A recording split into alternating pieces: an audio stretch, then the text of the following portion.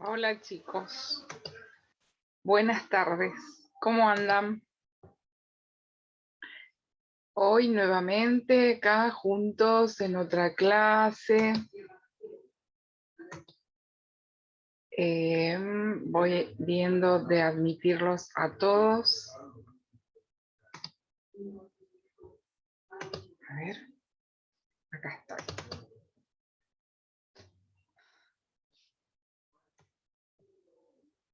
¿Están todos acá? ¿Cómo les va? ¿Cómo andan? Julieta, Hernando. ¿Cómo andamos? Hola, profe, ¿cómo le va? ¿Bien? Bueno, voy a compartir pantalla.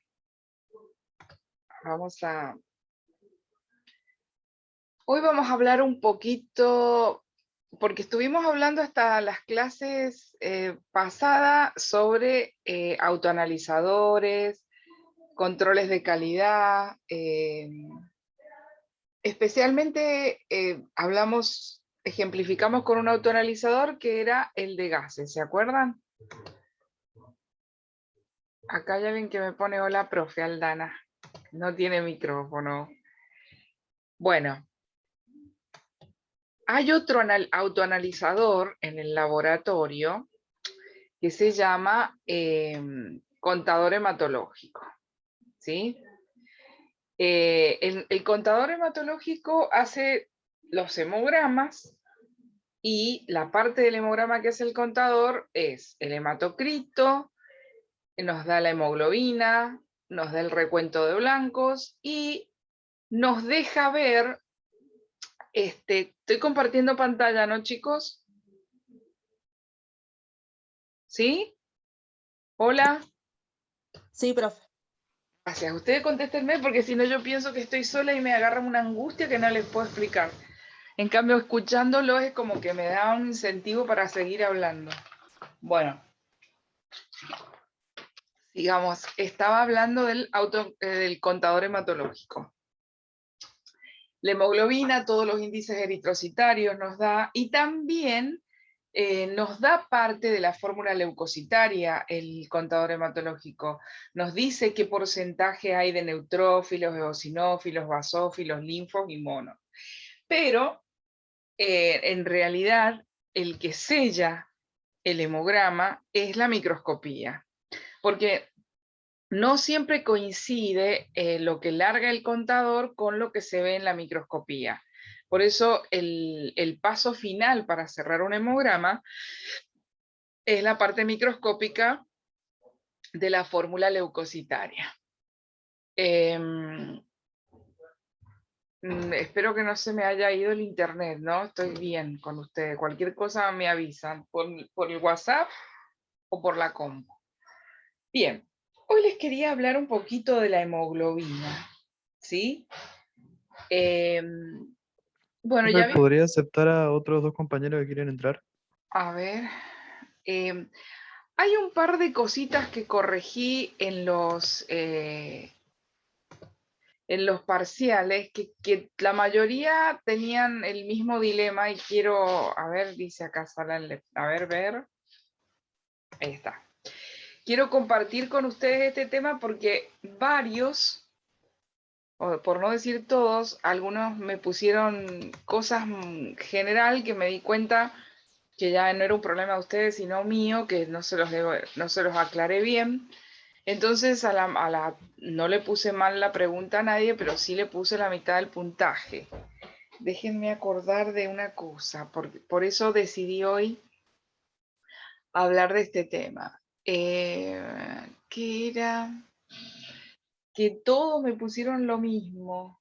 Y yo dije, bueno, entonces quiere decir que me entendieron todos mal. No mal, sino no me entendieron, no terminaron de entender la cuestión acabadamente. Ay, Betty, ¿por qué te olvidaste? No lo noté. Sí. Una era las analíticas de la embarazada, ¿sí? Que todos me pusieron, ustedes precisamente, cuando hablamos de analítica de embarazo, me pusieron CUMS indirecta, que creo que se los comenté en la práctica, pero se los vuelvo a comentar por acá y que quiero que quede grabado, HCG, y paremos de contar. Y yo les quiero decir algo con respecto a ese tema puntualmente, que es un tema de CUMS. La CUMS es de hematología también.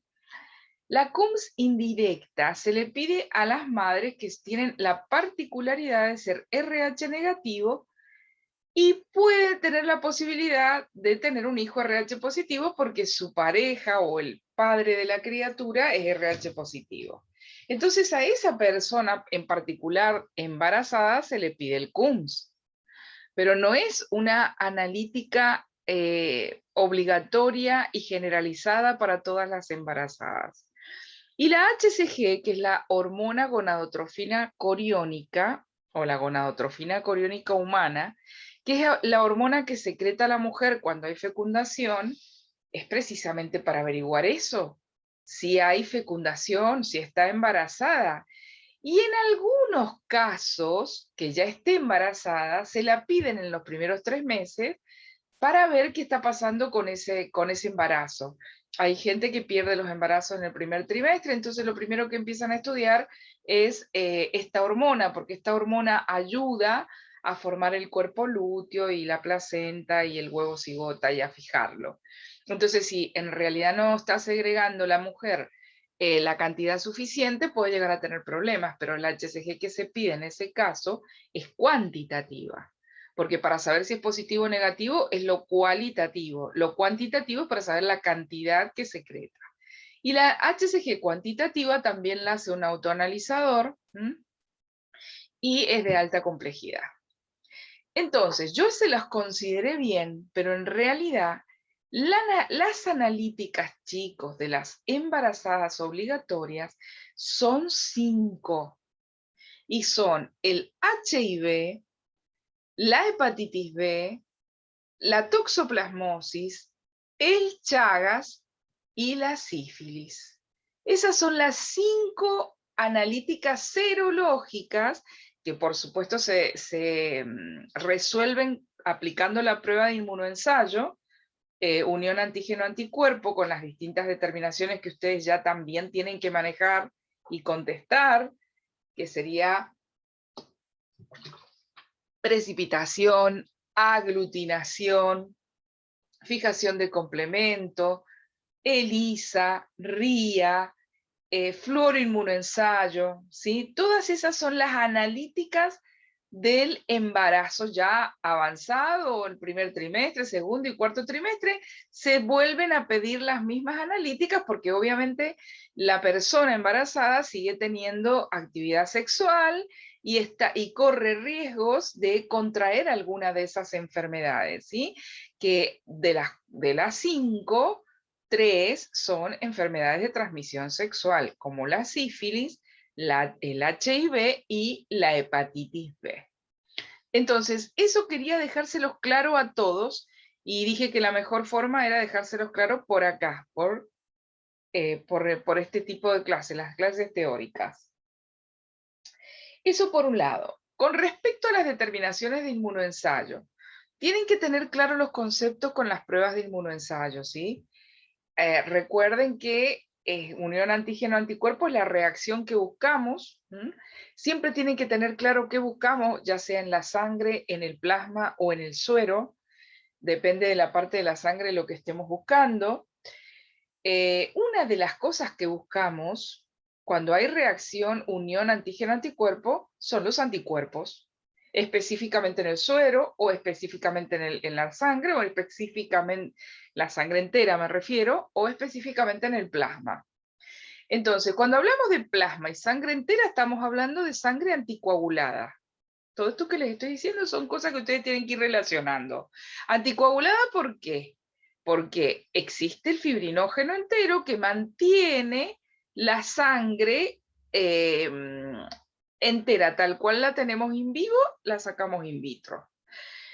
Cuando hablamos de sangre de suero, estamos hablando de sangre coagulada. ¿Por qué? Porque ya el plasma tiene todo lo que tiene que tener, anticuerpo, antígeno, lo que sea que estemos buscando, pero le falta una sola cosa, que es el fibrinógeno. Y no solamente el fibrinógeno, también le falta la protrombina, porque recuerden que tanto el fibrinógeno como la protrombina son proteínas solubles que se van a transformar por medio del proceso de coagulación, que es la segunda parte de la cascada, en fibrina y trombina. Entonces, pero de esa parte del plasma que tiene todo el resto, podemos buscar anticuerpos. Entonces ustedes tienen que tener claro en estas pruebas qué es lo que están buscando en el material del paciente.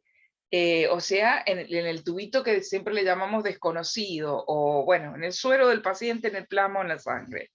El antígeno o el anticuerpo. Cuando hablamos de eso, estamos hablando de propiamente la acción unión antígeno-anticuerpo. Y esta búsqueda la vamos a determinar a través de distintos procesos, que le llamamos determinaciones. Una de ellas es la aglutinación, ¿sí? Que yo pregunté cuál era, esa era otra cosa que quería aclararles de los exámenes, que si nadie me lo pone correcto es porque yo me echo la culpa, es que yo no lo aclaré. Por lo tanto, tampoco a nadie se lo puse mal, pero sí le pasé la mitad del puntaje. Es que yo pregunté, ¿qué es lo que hemoliza al glóbulo rojo en una unión antígeno-anticuerpo? Porque si estoy hablando de hemólisis, ya se saben ustedes que es la destrucción, ustedes ya vienen en su cabeza, traen a colación, que es la destrucción del hematíes. Si yo estoy hablando de hemólisis y estoy preguntando qué provoca la ruptura, la destrucción en una unión antígeno-anticuerpo, ustedes la mayoría me contestaron aglutinación. Y la aglutinación es una determinación que se nos presenta a nosotros a la vista. No es el motivo por el cual se provoca la destrucción. Otros me pusieron la unión antígeno-anticuerpo. Está bien, pero hay algo que no sé si se los dije y en esta clase queda grabado, y si tienen lápiz y papel lo anotan. Para que haya unión antígeno-anticuerpo, y creo que sí se los dije, tiene que haber una sustancia que se llama complemento. ¿Por qué digo que sí se los dije? Porque yo les enseñé también la determinación de fijación de complemento. Y para que ustedes sepan de qué se trata esa determinación, tienen que saber lo que es el complemento.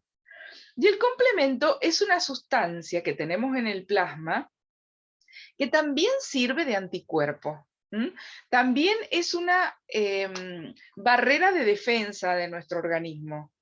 Los complementos, ¿sí?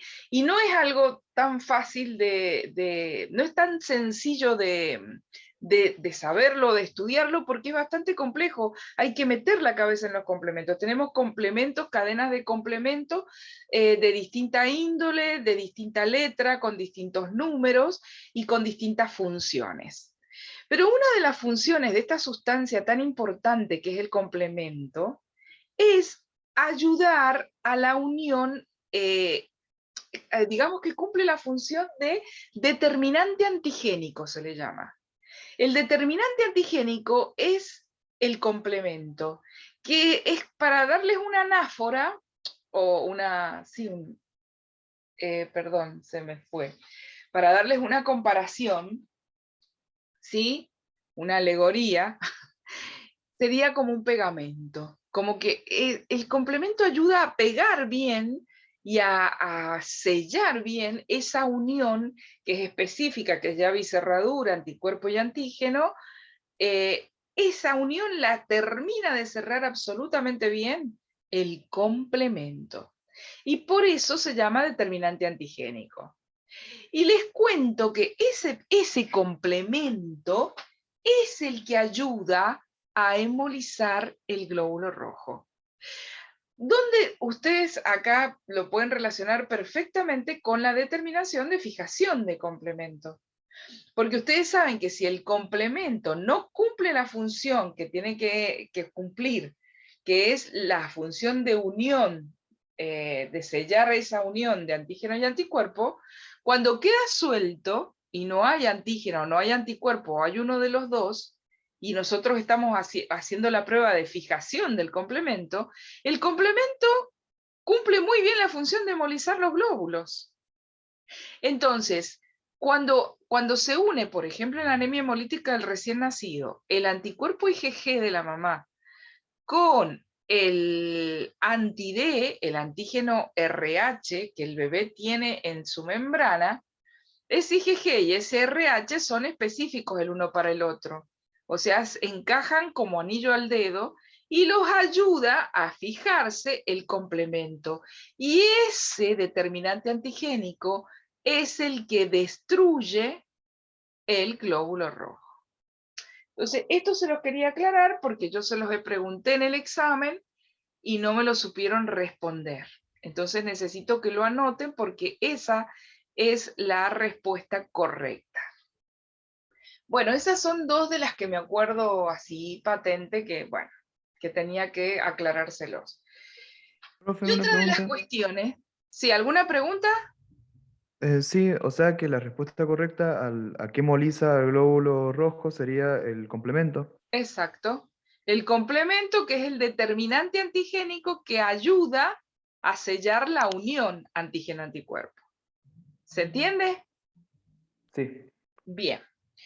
Entonces, eso es. Las determinaciones son aglutinación, precipitación, fijación de complemento, ELISA, RIA. ELISA, determinación, ¿cuál es? No es ELISA, es enzimo inmunoensayo. Y la determinación de RIA es radioinmunoensayo. Entonces, ¿cuáles son las técnicas de estas? De aglutinación, porta, técnica del porta. De precipitación, técnica del tubo. Fijación de complemento, técnica del tubo. Enzimo inmunoensayo, porque ahí lo que se está uniendo y buscando es la unión antígeno-anticuerpo, pero trabajando con las enzimas. Por eso se llama enzimo inmunoensayo. Y la clase de hoy se va a tratar de eso. ¿Qué es una enzima? Porque yo les hablo de enzima inmunoensayo, de radioinmunoensayo, de proteína, de anticuerpo, y ustedes creo que no tienen bien claro en qué consiste químicamente una proteína. Porque les cuento que las enzimas son proteínas. Entonces, la reacción de enzimo inmunoensayo, o sea, la determinación de enzimo inmunoensayo, la técnica es ELISA. Que ELISA es la científica que descubrió esta determinación y bueno, y aplicó la técnica específica. La técnica es lo específico. La técnica es aquello que decimos, 20 microlitros de esto, 20 microlitros, 2 gotitas de esto, lavamos, escurrimos. Esa es la técnica, es la receta, por darles una comparación, que es distinta a la determinación. Porque, por ejemplo, la determinación de enzimo inmunoensayo, que es por técnica de ELISA, no siempre va a ser igual las técnicas, depende mucho de lo que se va a estudiar, y tampoco el resultado final se va a manifestar de la misma manera. Tenemos la técnica de ELISA para HIV, técnica de ELISA para HCG, técnica de ELISA para Chagas, técnica de ELISA para toxoplasmosis, técnica de ELISA para hepatitis, o sea, para HIV. Entonces, la técnica de ELISA se aplica, pero en este caso no es como la técnica del porta, que generalmente la técnica del porta es poner en el porta una relación de 1 a 1, el desconocido que estamos investigando, y el reactivo. Es sencilla la técnica del porta. Las técnicas de ELISA son diferentes, depende de lo que se esté estudiando, ¿sí? Y las manifestaciones del resultado son distintas. Por ejemplo, ya sabemos que para la HCG se sabe si es positivo cuando el color es azul y si es negativo cuando es transparente. Entonces, eso es para la HCG, pero no es igual para el HIV, y no es igual para la toxo, y no es igual entonces para la hepatitis. Son diferentes las técnicas. Bien. Con respecto a radioinmunoensayo, la mayoría me lo contestó muy bien, que yo supongo que lo han sacado de internet y está bien, porque hay coincidencia.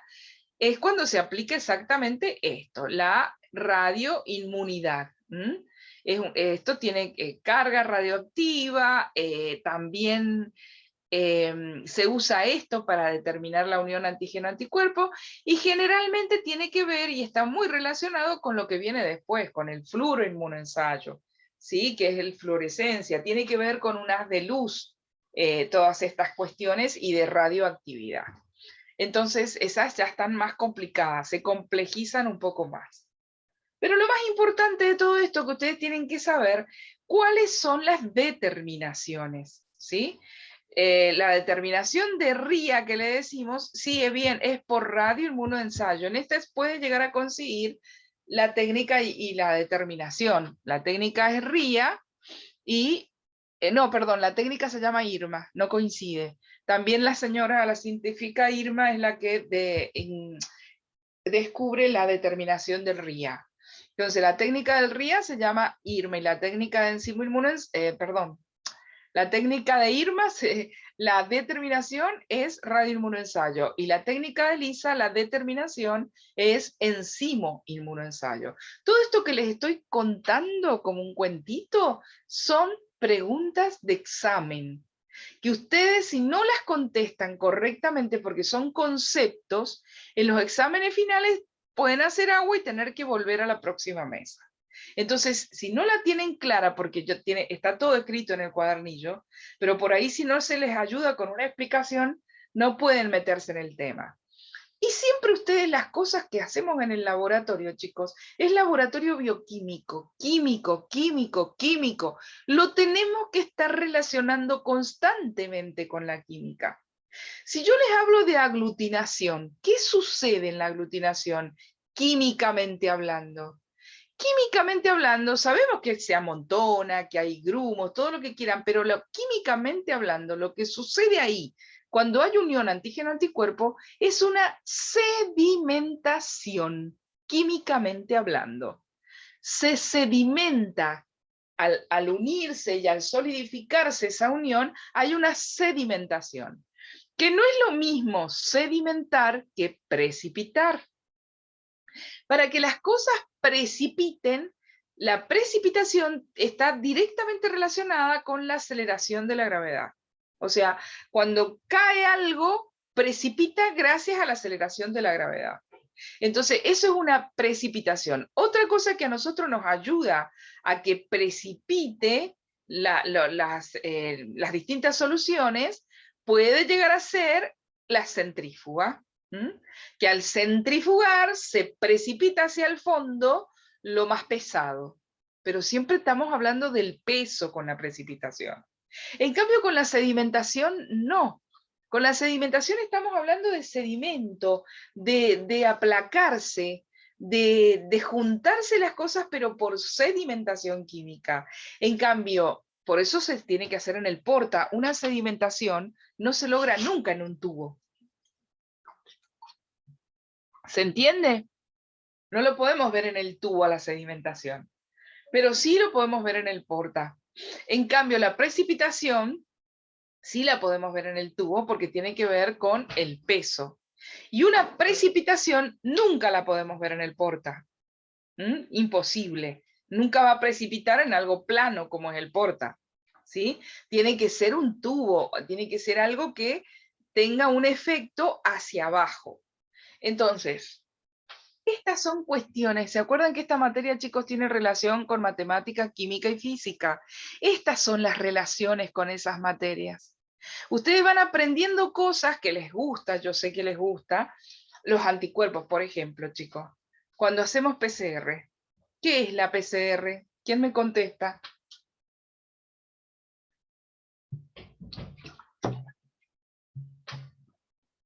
Me van siguiendo en lo que les voy explicando porque yo me he tomado toda una clase para desambiguar respuestas que ustedes tenían mal estudiadas, pónganle que lo quiero pensar así, y quiero aclarárselas, porque hay algunas respuestas que yo me doy cuenta que son pega y copia del Google. No tengo problema, si tuvieron tiempo en el examen de poder hacerlo y pegarlo, bárbaro, pero estudienlo por lo menos. Y no pretendan que yo le ponga el 100% del puntaje cuando es así. Tiene que haber absoluta coincidencia para que lo haga.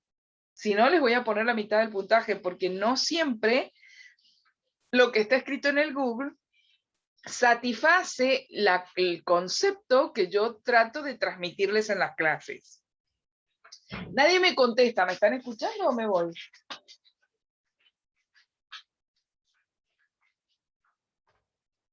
Hola. Sí, profe, la Sí, escuchamos. profe. Ay, bueno, menos mal. Bueno, ¿qué les pregunté? Es que no me contestaron. De verdad que me olvidé. Perdí el hilo. El PCR. Ajá, muy bien. ¿Qué es la PCR? ¿Qué significa esa sigla?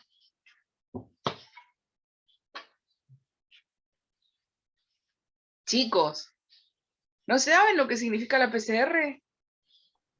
No, yo Eso, no sé. bueno, eso es concepto, ¿ven?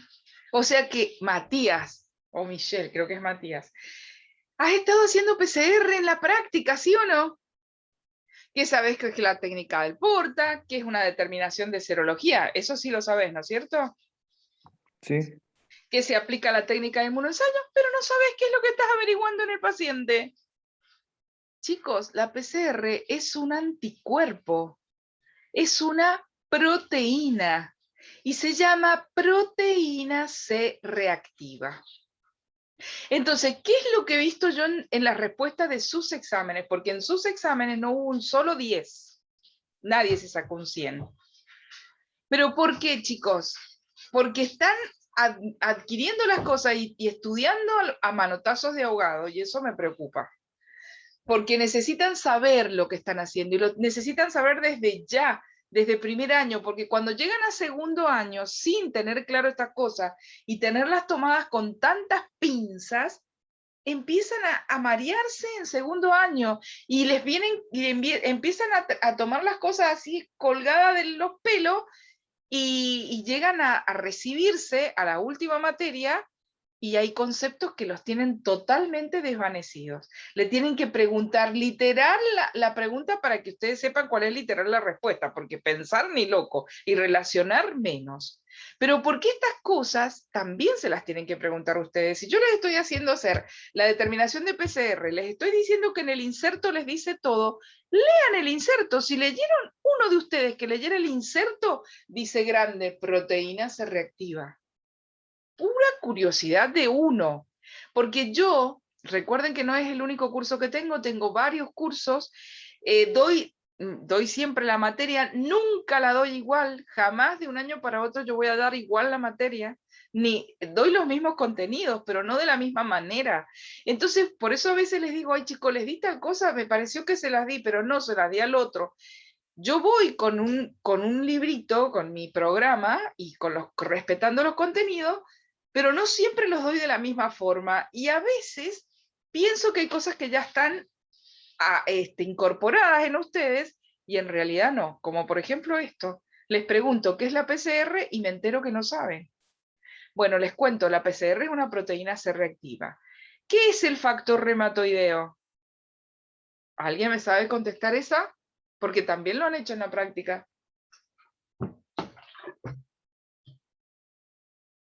¿Nadie? El factor reumatoideo o la artritis reumatoidea o el látex artritis reumatoideo es otra proteína, chicos, y es otro anticuerpo de defensa. Los anticuerpos de defensa de nuestro organismo son todos proteínas. Por eso es tan importante las proteínas totales, que incluye la albúmina. Tenemos un 50% de albúmina y el otro 50% de proteínas. La mayoría de la función de las proteínas es de defensa. Hay otra gran parte que es de transporte. ¿Sí? Entonces, todas estas cosas las tienen que tener muy claras, porque son conceptos, como les vuelvo a repetir. Factor reumatoideo, proteína. PCR, proteína. El AELO o ASTO, ¿qué es? ¿Alguien me lo sabe decir? Antiestreptolicina O se llama. Antiestreptolicina O. ¿Qué es un anti? Si tiene el anti adelante, ¿qué será, chicos? Hola. Es un anticuerpo. Exacto, por lo tanto también es una proteína. Entonces todo lo que han hecho ustedes en el laboratorio cuando hacen estas analíticas, lo que están averiguando en el suero del paciente, en sangre coagulada, suero del paciente sin fibrinógeno, ¿sí? Lo que están buscando ahí son los anticuerpos, y lo que ustedes tienen en el reactivo es el antígeno específico para que reaccione con esos anticuerpos, tanto en la proteína C reactiva, como en el AELO, como en el factor reumatoideo. Y en la BDRL, ¿qué era la BDRL? Primero, ¿qué significa BDRL? No quiero que me digan qué significa, pero sí, ¿de dónde viene la sigla? Bueno, ¿no se lo preguntaron? Anoten, porque esa sigla es el nombre de un laboratorio que está escrito en inglés. Se llama BDRL, el laboratorio, ¿ok? Pero con esa analítica resolvemos la sífilis. Y la sífilis la provoca una bacteria que se llama Treponema pallium. Y en ese caso en particular, la BDRL no es una proteína, chicos. Y la analítica se llama BDRL, pero es las iniciales del nombre de un laboratorio. No es una proteína. Y ese laboratorio inventó o descubrió esa técnica y esa determinación, que en realidad se hace por técnica del Porta, es una determinación de aglutinación, para buscar qué cosa en el suero. ¿El anticuerpo de la El sífilis? antígeno. Ahí estamos buscando el antígeno. ¿Qué antígeno? La Treponema pallium. Esas son preguntas de examen final, les voy diciendo. Que ustedes ya lo tienen que manejar. Más allá de saber si es antígeno o anticuerpo, tienen que saber qué antígeno, qué anticuerpo. Ya lo tienen que estar anotando, si no se los dije, si no está en el cuadernillo, no importa, la profe lo dijo, lo anoto en mis apuntes, lo estudio. ¿Sí? Y lo estudio.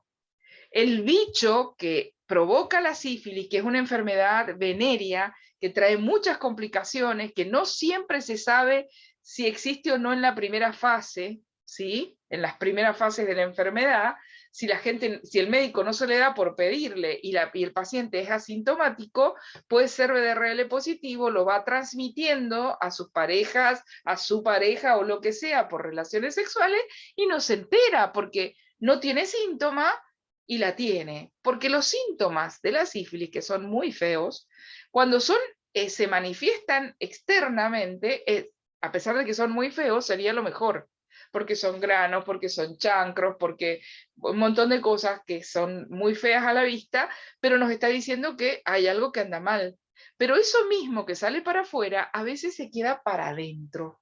Entonces se enferma la parte de adentro. La sífilis puede provocar futura ceguera, puede provocar problemas psiquiátricos porque ataca el cerebro, puede provocar problemas gástricos, problemas, úlceras gástricas, úlceras intestinales, porque los chancros se van para adentro. Entonces puede provocar infinitos problemas genitales que generalmente son totalmente silenciosos, entonces no nos enteramos y son internos y los contagiamos sin saber. Puede provocar aftas en la boca, llagas que creemos que es por algo que comimos, porque qué sé yo, que el hígado, qué sé yo, y resulta que es porque nos está atacando esa bacteria. Es un bicho y es un bicho específico. Tampoco decir un bicho, un microbio, la Treponema pallium, no. ¿Qué microbio es? Así tenemos que estudiar. En esta carrera se metieron y tienen que ser precisos en lo que estudian. Es un Treponema pallium, que es una bacteria, porque hay muchos microbios, sí señor, ¿Cuántos son los microbios que conocemos o que pueden existir? El virus, la bacteria, el parásito, el hongo. Entonces, si decimos microbio, estamos generalizando muchísimo. Cuando estamos hablando de algo en especial, tenemos que saber qué bicho en especial. Si estamos hablando de HIV, que es el síndrome de inmunodeficiencia humana, estamos hablando que lo ataca, lo produce otro microbio, pero no es bacteria, es virus. Y las bacterias tienen unas características y los virus tienen otras características. Nos quedan 4 minutos y 33. No se pierdan el próximo video, no se pierdan el próximo capítulo, que va a estar dentro de un ratito, porque les voy a desarrollar todas las características que posee una proteína y a qué llamamos proteína. Hay muchísimas cosas que están estudiando casi de memoria y ustedes no saben qué es proteína. Por ejemplo, yo les estoy diciendo que enzimo inmunoensayo es una determinación de inmunoensayo que se hace por la técnica de ELISA, y ustedes lo están estudiando de memoria y no tienen ni idea que la enzima es una proteína. ¿Qué tipo de proteína? ¿Qué función cumple? Ustedes están estudiando que el hemograma se estudia hematocrito, hemoglobina, recuento, y no tienen ni idea, a lo mejor algunos, que la hemoglobina es otra proteína. Y no es una proteína de defensa, es una proteína de transporte. Y son distintas proteínas. ¿Y qué es una proteína? Y las proteínas son compuestos químicos, chicos. Son compuestos químicos orgánicos.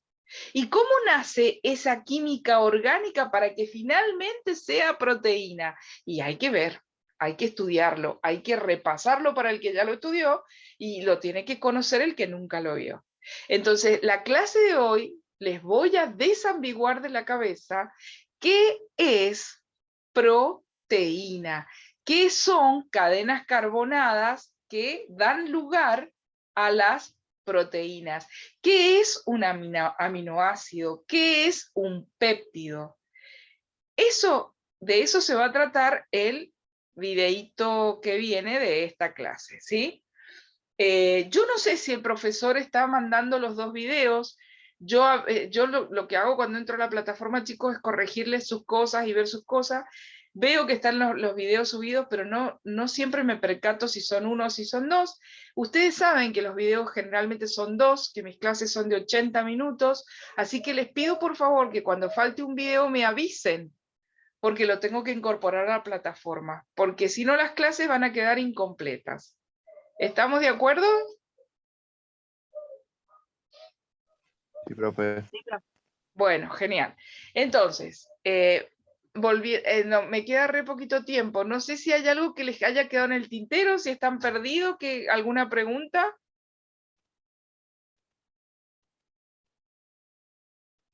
Ninguna. ¿Está todo claro? ¿Sí? Sí, profe. Ay, gracias. Gracias por contestarme. Bien, entonces.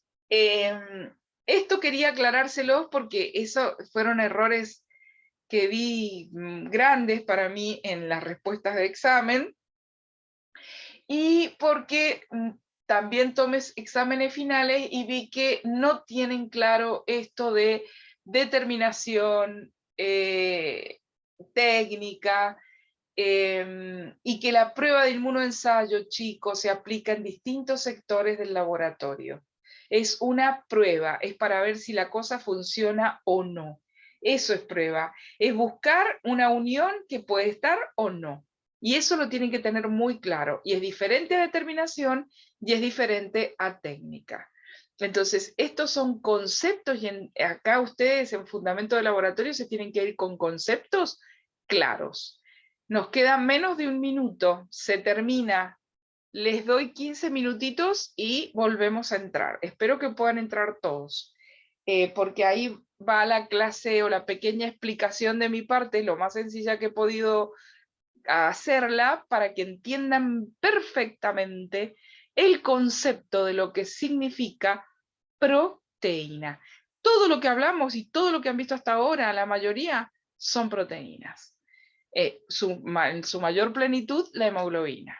Entonces estamos hablando de patologías por falta de hemoglobina y no saben o no tendrán claro qué es exactamente qué es la hemoglobina.